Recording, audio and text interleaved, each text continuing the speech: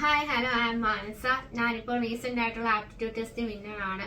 എന്റെ first attempt വളരെ fail ആയിരുന്നു. കാരണം 13 സ്റ്റേഷൻസ് ഞാൻ ലോസ്റ്റ് ആയി. 14 സ്റ്റേഷൻസിനകത്ത് ഓൺലി 1 സ്റ്റേഷൻസ് മാത്രമേ കിട്ടിയുള്ളൂ. കാരണം എന്റെ കോൺഫിഡൻസ് ലെവൽ വളരെ ലോ ആയിരുന്നു. ഞാൻ ചെയ്തത് വളരെ മോശമായിരുന്നു. കാരണം പ്രിപ്പറേഷൻ വളരെ മോശമായിരുന്നു. അതിനുശേഷം എന്റെ ഒരു റിലേറ്റീവ്സിന്റെ ഒരു ഇത് വെച്ച് ഞാൻ ഡോറ മാമിനെ മെറ്റ് ചെയ്തു. അങ്ങനെ ഞാൻ ഡോറ മാമിന്റെ കാര്യങ്ങൾ ഇങ്ങനെ അന്വേഷിച്ചു. അപ്പോഴത്തേക്ക് മാം ചെയ്ത മിക്ക സ്റ്റുഡൻസും പാസ് ആവുന്നുണ്ട്. അങ്ങനെ മാമിനെ കോണ്ടാക്ട് ചെയ്ത് ഞാൻ എന്റെ ക്ലാസ്സുകൾ അറ്റൻഡ് ചെയ്തു.